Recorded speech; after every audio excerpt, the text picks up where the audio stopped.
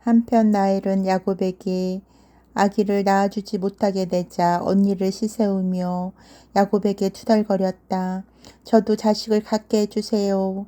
그렇지 않으면 죽어버리겠어요. 야곱은 라헬에게 화를 내며 야단을 쳤다.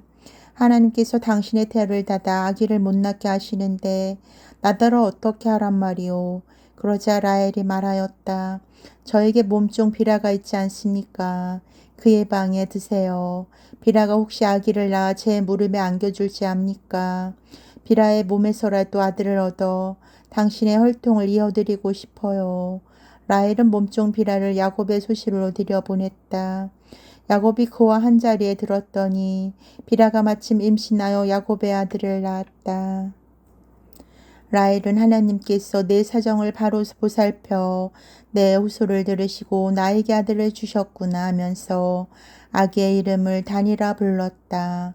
라헬 몸종 비라가 또 임신하여 야곱에게 두 번째로 아들을 낳아 주었다. 라헬은 내가 언니와 결혼한데 하나님께서 편들어 주셔서 드디어 이겼구나 하면서 아기 이름을 납달리라 불렀다.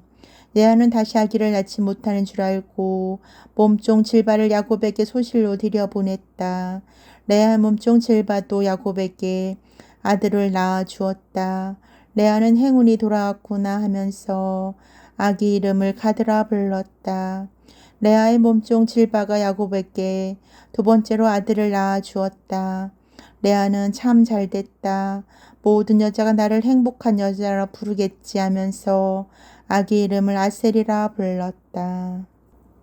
보리를 거둘 때가 되자 루벤이 밭에 나갔다가 자기 나무를 발견하여 어머니 레아에게 갖다 드렸다. 라헬이 이것을 알고 레아에게 졸라댔다. 언니 아들이 캐어온 자기 나무를 좀 나누어 주구려. 그러나 레아는 네가 나에게서 남편을 빼앗고도 무엇이 부족해서 이제 내 아들이 캐온 자기 나무마저 달라느냐 하며 역정을 내었다. 그러자 라헬은 언니 아들이 캐어온 자기 나무를 주면 오늘 밤 그분을 언니 방에 드시도록 하리라 하였다. 저녁 때가 되어 야곱이 밭에서 돌아오자 레아가 나서서 맞으며 당신은 오늘 제 집에 드셔야 합니다 하며 자기 아들이 캐온 자기 나무로 지름값을 해달라고 하였다. 야곱은 그날 밤 레아의 한자리에 들었다. 하나님은 레아의 호소를 들으시고 레아에게 아기를 점지해 주셨다. 그리하여 레아는 야곱에게 다섯 번째 아들을 낳아 주었다.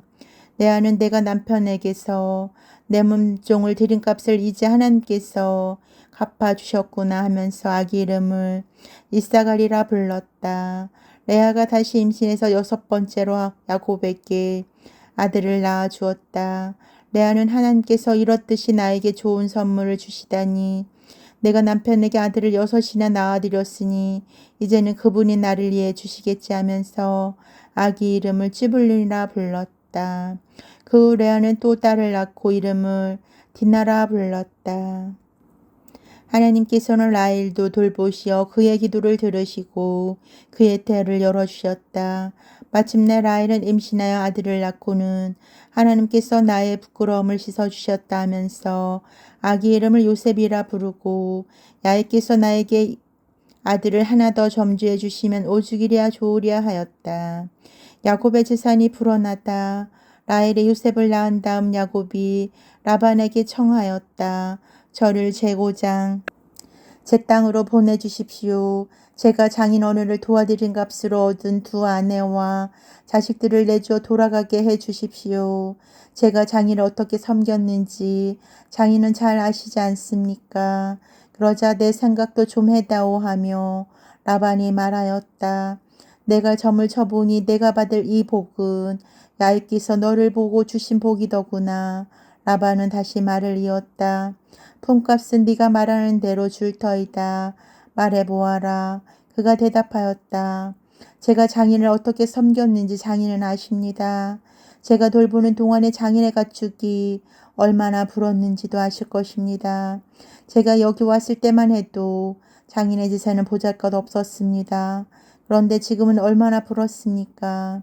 제 손이 가는 일 하나하나가 모두 장인께 내리는 야훼의 복이 되었습니다. 그런데 저는 언제쯤이나 제 일이라고 해보겠습니까? 라반이 물었다. 그러면 어떻게 해주랴? 그가 대답하였다. 아무것도 안 해주셔도 됩니다. 다만 이렇게만 해주신다면 장인의 양떼를 다시 먹이며 돌보겠습니다. 오늘 제가 장인의 양떼를 모두 돌아보고 그 가운데서 검은 양 새끼와 얼룩지고 점 있는 염소를 골라내겠습니다. 그것을 삭스로 주십시오. 훗날 오셔서 제가 삭스로 받은 양떼를 보시면 제가 얼마나 정직한가를 아시게 될 것입니다.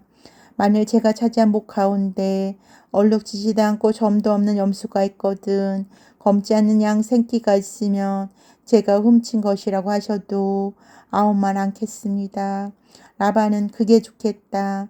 내 말대로 하자 하고 캐이 승낙하고 그날로 희끗희끗한 줄무늬가 있거나 얼룩점이 있는 순 염소와 희끗희끗한 줄무늬가 있거나 얼룩점이 있는 암 염소와 검은 양 새끼를 모두 빼돌려 자기 아들들에게 맡겨 돌보게 하였다.